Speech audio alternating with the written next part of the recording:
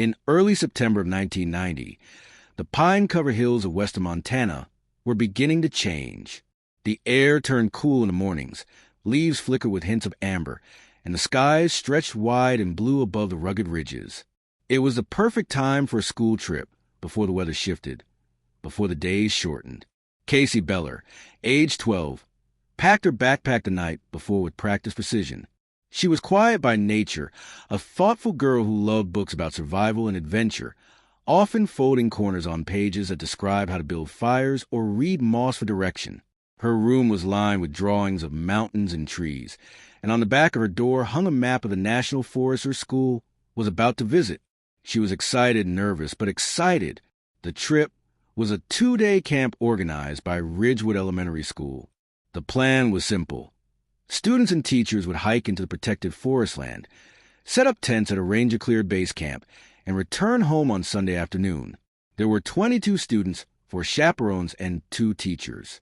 Casey brought along a disposable camera, her first ever.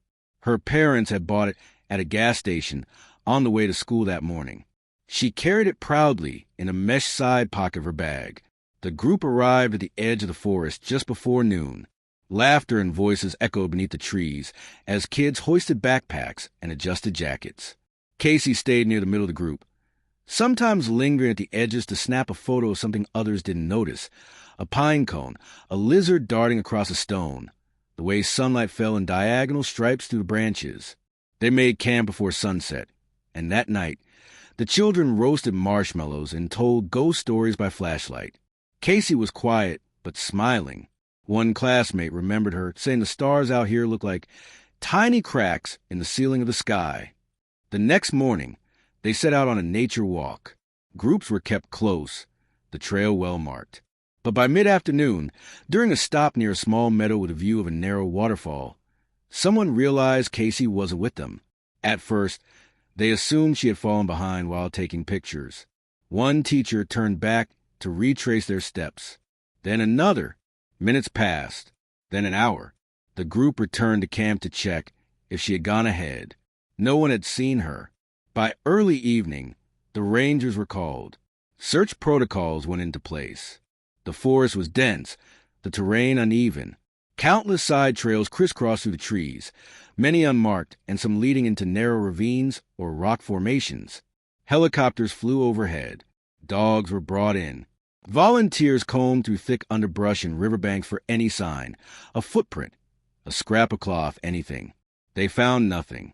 Casey's parents arrived the next morning, hollow-eyed and frantic. For days, they stayed close to the command post, waiting for news that never came. A week passed, then 2. Finally, after 19 days of intensive searching, the official rescue operation ended. Nothing had turned up except a few candy wrappers believed to be hers, found near the top of a slope where the trail split unexpectedly. That winter, 3 months after she disappeared, a hiker reported finding something lodged in the rocks downstream from the falls. A yellow disposable camera, water damaged and coated in silt. The film inside had been ruined by exposure. Not a single frame could be salvaged. It was Casey's. Her name was printed in faded black marker on a strip of tape wrapped around the bottom. The discovery reignited the case briefly. A new search team was assembled and dispatched along the river, but again, no further signs were found. The official explanation was that Casey had wandered off trail, gotten disoriented, and perhaps injured herself. The terrain could be merciless. Sharp rocks, hidden crevices, sudden drops. But the lack of physical evidence left the door open for speculation. Theories bloomed. Some insisted she had been taken. Others believed she had run away, though those who knew her dismissed the idea completely. The forest, they said, had swallowed her whole. In the years that followed, the town of Elkhorn remembered Casey in quiet ways. Each September, students held a moment of silence. A tree was planted on school grounds with her name on a bronze plaque. Her parents never moved, never changed their phone number, just in case. They left the porch light on every night until 2003. Time passed. The story faded from daily conversation, but never vanished completely. And then, in the summer of 2021, 31 years after Casey disappeared, something was found. A group of amateur cavers from a local speleology club have been exploring known cave systems in the outer perimeter of the same protective forest. Most have been mapped decades ago, but erosion and natural shifts in the terrain had opened new spaces. One of these caves, partially collapsed and sealed by a tangle of loose rocks, had never been documented. After a full day of removing debris, the team created an opening wide enough for one person to crawl through. Inside, the air was damp and cool. A narrow passage wound into a rounded chamber no larger than a small bedroom. The floor was soft with sediment, the walls glistening with moisture, and in one corner, against the stone, sat a pair of faded sneakers. Kid-size, white with green trim. Untied, but the laces still threaded through the eyelets. Nearby lay a small plastic flashlight, clouded from age, and a spiral-bound notepad with a pink cover curled at the edges. The group backed out immediately and called authorities. Within hours, the site was secured. The items were removed carefully and cataloged. Mud and sediment samples were taken. The shoes were confirmed to be consistent with early 1990s children's footwear. The flashlight was the same model Casey's parents recalled sending with her. And inside the notepad, on the 5th page, was a pencil drawing. A girl, sitting on a rock beneath tall trees, legs pulled to her chest, with a simple line of text written in careful, childish lettering. My secret place. The discovery of the sealed cave sent a ripple through the town of Elkhorn that was felt as far as state lines. For those old enough to remember 1990, it was as if a voice long silence had finally been heard, softly, through time and stone. Detective Raymond Kessler, now in his early 60s, was pulled from retirement to consult. He had led the original search for Casey Beller over 3 decades earlier. Standing at the cave's narrow entrance, surrounded by the smell of moss and earth, he whispered, "She was here all along." The chamber inside was left almost untouched until forensic teams could perform a full assessment. Geologists confirmed that the rock sealing the cave had likely shifted into place naturally sometime in the early 1990s, perhaps due to seasonal freeze and thaw cycles or minor rockfall. If someone had entered before then, they would have had no way out. The shoes, though dirt-stained and misshapen with time, were remarkably preserved. The treads matched the design of a popular brand worn by children in the late 1980s. Casey's parents later confirmed, through tears, that the green trim and worn spot on the left toe had belonged to her pair. The plastic flashlight was cracked at the base, its batteries corroded, but when investigators gently shook it, they heard a faint rattle. It had been used. And then there was the notepad. Every page had been warped by moisture, but the inner sections remained legible. The first 3 pages contained simple drawings, pine trees, what looked like a waterfall and a triangular tent. On the 4th page, a single sentence had been written and erased several times before finally being left visible. I can hear them, but they don't hear me. It was dated in the upper corner, September 9th, the 2nd day of the school camping trip. For Kessler, the note hit hard. It meant Casey had been alive longer than anyone had guessed. Long enough to draw, long enough to write. The 5th page held the drawing of the girl sitting on the rock. Her knees pulled to her chest, a tree canopy above her. That line beneath it, "My secret place," written in careful block letters, suggested she had chosen the cave as shelter. Not by accident, not in panic. By the 6th page, the pencil had begun to fade. A sentence was barely visible. "I'm not cold in here. It's okay." After that, the pages were blank. Experts believe Casey must have found a cave while lost, possibly after following an animal or taking a wrong turn near the waterfall.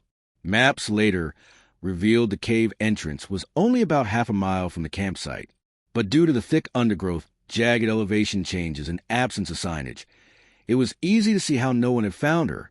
Back in 1990, the search had focused on open trails and visible hazards, ravines, rivers, cliffs. Caves, especially sealed or hidden ones, hadn't been on anyone's radar. They hadn't even been mapped. When the cave collapsed shortly after her entry, it likely cut her off completely. But for how long had she survived inside? That question haunted everyone. No food was found. No remains. The cave had a trickle of groundwater near the far wall, which might have been enough for her to drink. It was dry and sheltered. But without light, food, or rescue, time would become an enemy.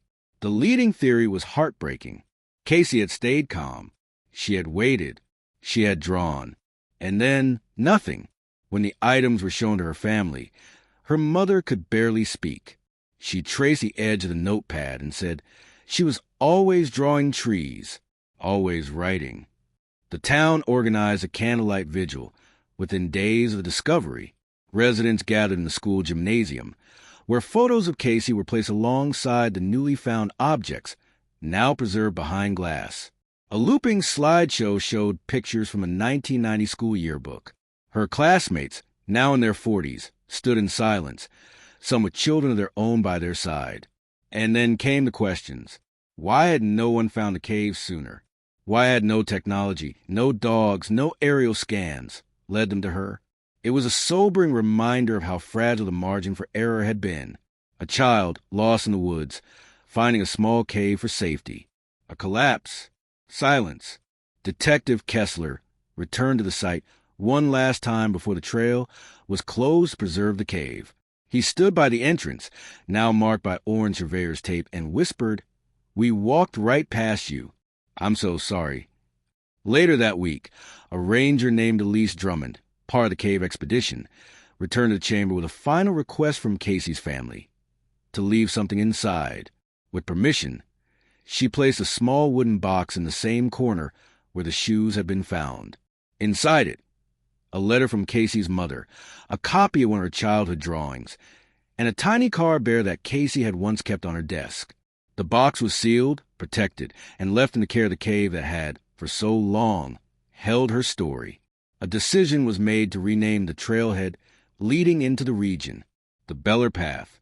A small bronze plaque was installed at the entrance, reading, "In memory of Casey Beller, 1978 to 1990, a quiet explorer, a voice through time. You were never truly lost. We just hadn't found you yet." But just as the town began to breathe again, to settle into the quiet that follows closure, something else surfaced. A retired fire lookout who had worked the tower above the North Ridge came forward after seeing the news coverage. His name was Dale Marston, and he had kept old weather logs and personal notes from a 1990 season. He dug out his notebooks and found an entry from the afternoon of September 9th. Heard a high-pitched whistle from below the east slope around 3 p.m. Thought it might be campers. No one was reported missing at the time. He had never reported it. There was no reason to. But now, it matched the date on Casey's notepad. Had she tried a signal? Had she waited, hearing voices just beyond the stone? Hoping? Marston stood before the town council and said, "I didn't know what I was hearing, but I think about that sound sometimes. I just didn't realize it might have been someone waiting to be found." It was a painful thought, that her signal had been heard but not understood, that someone had been listening, but didn't know how to answer. The Lookout's journal entry added a solemn weight to what had already become one of Montana's most heartbreaking unsolved disappearances. For Detective Raymond Kessler, the detail that Casey's whistle may have been heard and missed was the kind of discovery that stayed with you. It didn't change what happened, but it shifted how people remembered it. The town of Elkhorn, small and close-knit, responded with quiet reverence.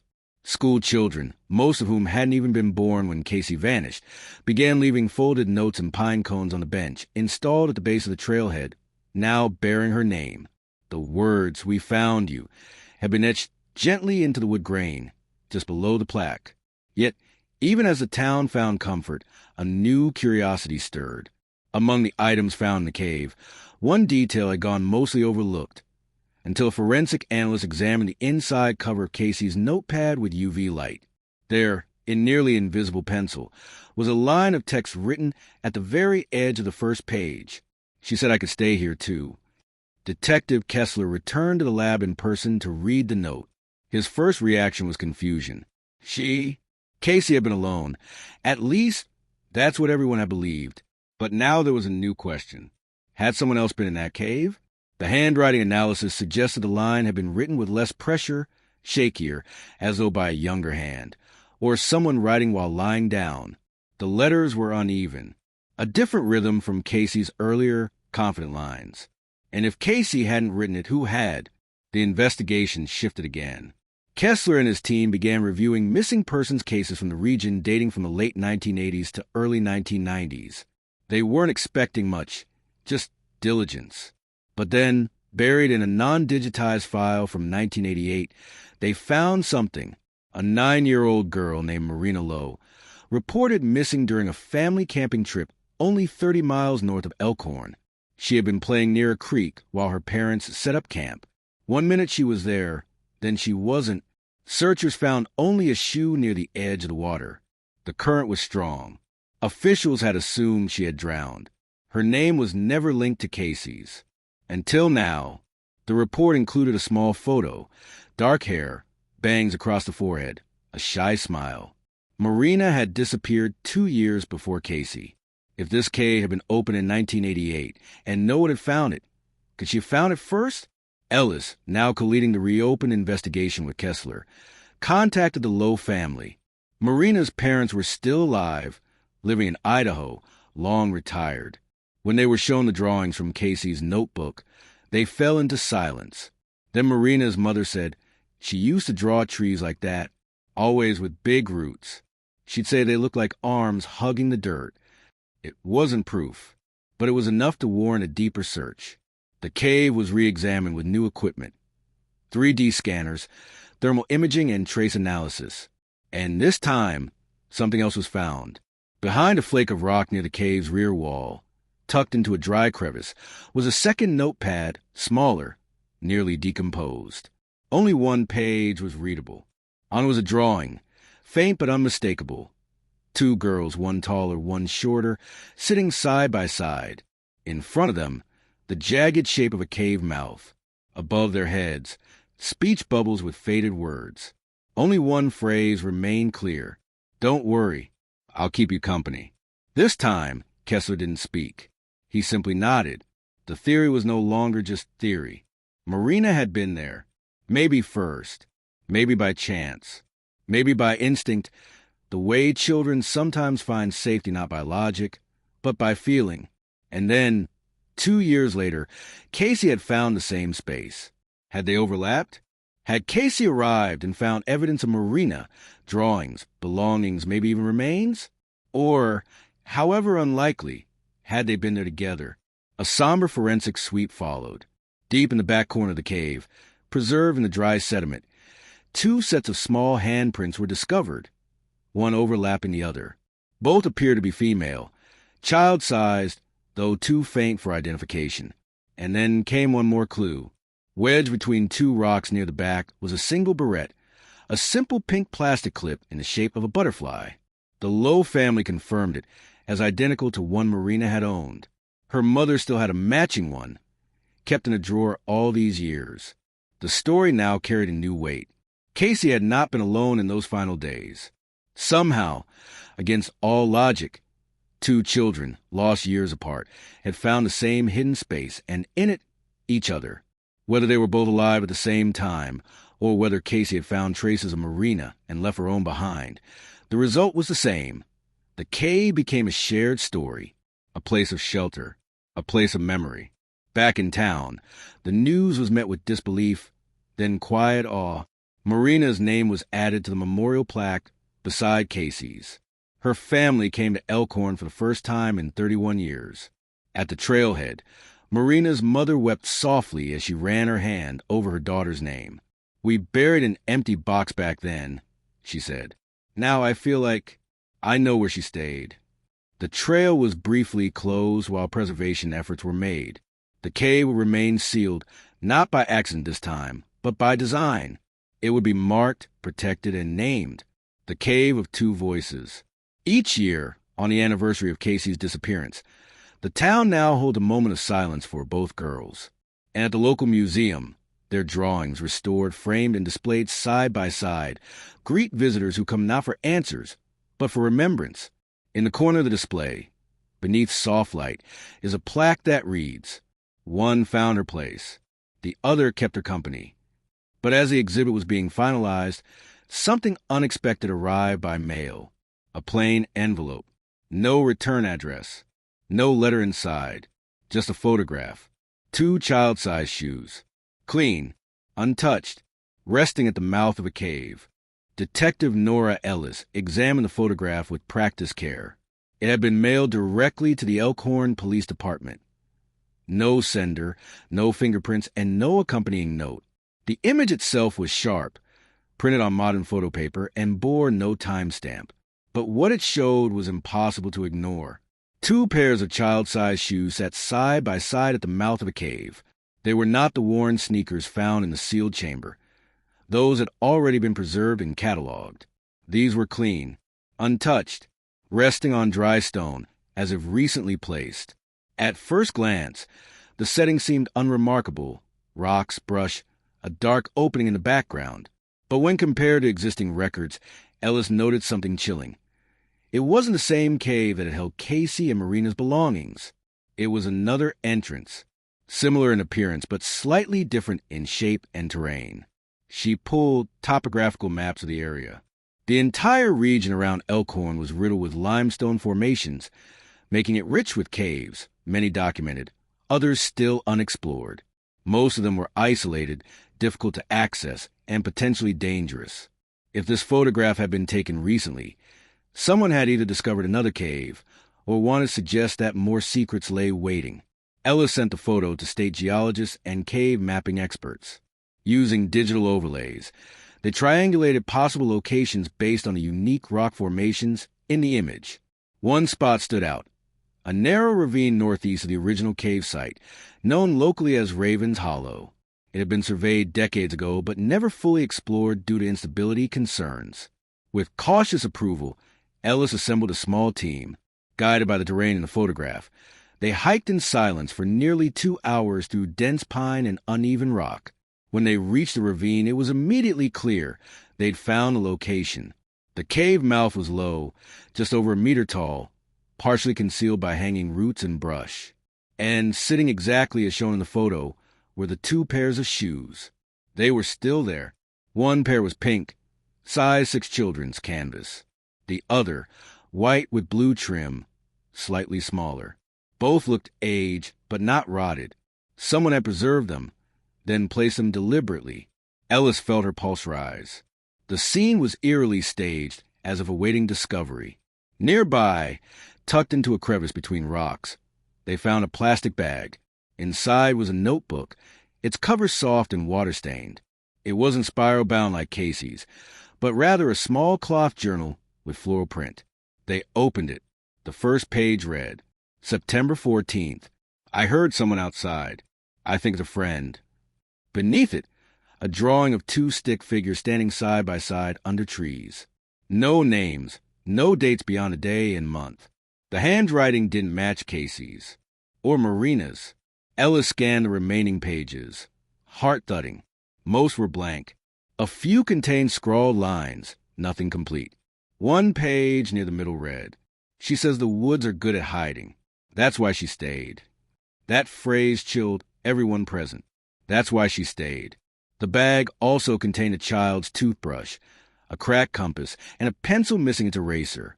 Back at the station, forensic analysis began immediately. The shoes were consistent with mid-1980s manufacturing.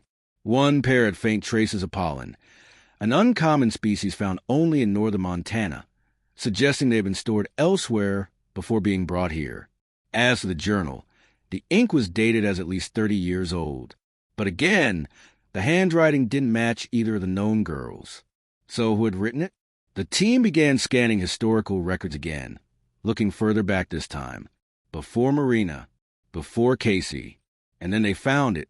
In 1985, a 7-year-old girl named Lila Jennings had vanished while picnicking with her aunt near Glacier Hollow, just over 30 miles from Elkhorn. She had wandered into the woods, chasing a rabbit, and was never seen again. The case was closed with no leads, presumed to be a wildlife incident. Her name had never been connected to later cases. Ellis found her school enrollment file, which included samples of classwork. The match was shocking. The handwriting from the new journal appeared to belong to Lila Jennings. 3 girls, 3 disappearances, spanning 6 years. And now, all potentially linked by a series of caves. Ellis sat with the evidence in silence. It was becoming clear that the story of Casey and Marina was not isolated, that the region held more than one voice, that the forest had hidden not just a tragedy, but a pattern. Was this place, these caves, a natural lure for lost children? Or had someone known the terrain better than anyone else? Someone who had moved silently through the years, unseen? And if so, were the girls truly alone? Back at the original cave, a new scan uncovered shallow carvings near the entrance, barely visible. They had been missed in the first search, hidden beneath mineral streaks. Once enhanced, the words became clear. Someone else is coming. Below it, a single symbol, a circle with a line drawn through it. It matched a mark found faintly in the back of Lila's journal. Ellis now had a working theory, one she wasn't ready to share publicly. 3 children, at least, had disappeared under similar circumstances, in the same stretch of wilderness. Each had left behind drawings, notebooks, and symbols suggesting shared knowledge. The caves, somehow, had become their refuge, or their trap. Either way, someone had been there, watching, marking, leaving clues. And then, just as the team began mapping a possible underground network connecting the sites, another message arrived. An email. No sender address. No traceable metadata. Just a scanned image. A hand-drawn map, marked with red dots. Labeled with 3 names, Lila, Marina, Casey. And in the corner, scrawled in shaky black ink, "She isn't the last." The map was hand-drawn on grid-lined paper, scanned and emailed from a dead-end address with no metadata, no origin point, and no digital fingerprint. It showed a rough sketch of the wooded region surrounding Elkhorn, Montana, with a thin riverline, jagged peaks, and what looked like trail notations looping through a series of numbered landmarks. 3 red dots had been added, one near the site of Casey Beller's cave, one near the ravine where Marina Lowe's belongings were discovered, and one farther north near an area long forgotten, Glacier Hollow, where Lila Jennings vanished in 1985. The names beside each dot, Lila, Marina, Casey, were written in all caps with a pencil-like font. Below them, at the southern edge of the map, a 4th circle was marked. No name, no label, just the phrase, "She isn't the last." Detective Nora Ellis stared at the screen in stunned silence. Whoever sent the image knew the area, the girls, and something else. Something that hadn't happened yet, or hadn't been found yet. She had the map printed and overlaid onto a topographical survey of the region. The 4th circle was located in a place no one had searched, an area known as Silver Hollow, deep within a portion of forest land now closed to the public due to unstable rock formations. It was wild, difficult to access, and nearly impossible to navigate without experience. The next morning, a small expedition team set out. Ellis, 2 trained rangers, and a forensic geologist. They hiked 7 hours before reaching the edge of Silver Hollow. The terrain grew more treacherous with each step. Narrow ridges, sudden sinkholes, and walls of thickets so dense they blocked out sunlight. But by early evening, they found it. A narrow cut-in-the-rock face, unnaturally straight, partially obscured by collapsed brush. It resembled a doorway wedged between 2 large pines. They squeezed through carefully, flashlights catching glints of moisture on stone. Inside, the temperature dropped. The floor sloped downward. After 20 feet, the passage opened into a hollowed chamber. Their beams swept across the floor. And then they saw them, not shoes this time, 3 tiny stacks of smooth river stones, each about a foot high, each topped with a hand-carved figure made from sticks and string. Silent markers. In the far corner, half covered in dust and mineral buildup, lay a 4th figure, unfinished, pieces of twine scattered nearby, and a thin carving knife dulled with age. Next to it, something else, a small cloth pouch. Inside the pouch were several folded slips of paper, yellowed with time. Each had a different message. Each appeared to be written by a different hand. The first read, "She was here first." The second, "We share the dark." The third, "She waits for someone to finish the last one." Ellis and the team backed out of the cave carefully, marking the site and securing the entrance. This wasn't just a shelter. This was a ritual space, a place someone, or more than one, had returned to, Not randomly, repeatedly. And the final message suggested something even darker. The fourth girl was never identified. Was she real? Was she still out there? Or had someone been waiting to choose who would come next? For the first time, Ellis felt a different kind of unease. This wasn't just about survival or being lost. The repetition, the artifacts, the way each child had left behind tokens, drawings, and notes, it all pointed to a larger pattern. Not coincidence, not bad luck, but perhaps the actions of someone who watched, someone who guided, someone who chose. The FBI became involved the next week. Archives were pulled from surrounding counties, looking for any unsolved cases involving girls between the ages of 6 and 13 who disappeared between 1980 and 1995. For more names emerged. One from Wyoming, one from Idaho, two from rural Washington. Each had vanished near wooded areas. Each case lacked evidence. Each ended quietly, without resolution. And then came the call that solidified the fear. A hiker, traveling near Fatwillow Creek, roughly 50 miles east of Elkhorn, found an old camera buried near a dry stream bed. It was wrapped in oilcloth, tied with string. Inside were 9 undeveloped photos. The film, remarkably, was still viable. The images were processed in a lab. What they revealed was chilling. 8 photos of dense forest cave mouths and cairns of stone, nearly identical to the ones found in Silver Hollow. And one final photo. A girl, no more than 10, standing in the mouth of a cave, half in shadow, holding something in her hands. A carved stick figure. She wasn't Lila, or Marina, or Casey. She was someone else. Unidentified.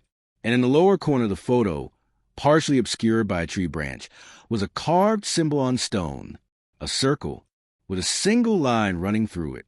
It matched the mark found in Casey's cave, and in Marina's, and again near Lila's last location. A signature, a brand, or a warning. Ellis knew they couldn't keep the story from the public any longer. At a press conference 2 weeks later, she presented a timeline of the disappearances, the discovery of the cave network, and a new, open investigation now operating across multiple states. She stopped short of calling it the work of a single individual, but the implication was there. Something or someone had moved silently through the years, untouched, unnoticed, leaving behind stories in the dark, and maybe waiting to write another. Today, the original cave where Casey's shoes were found is sealed and designated a protected site. Nearby, in the Elkhorn Museum, the display titled Voices from the Hollow features the shoes, the flashlight, the notepads, the barrette, and now the new photo blown up to poster size, with the child's face intentionally blurred. Visitors leave quietly, eyes distant, hands still. A final plaque at the exit reads, "She wasn't the first. She wasn't the last. But someone finally heard them." Back in her office, Ellis keeps a hand-drawn map in a frame above her desk. She looks at it often, and every now and then she checks for a fourth name. So far, that space remains blank. But the forest is still out there, and it is listening.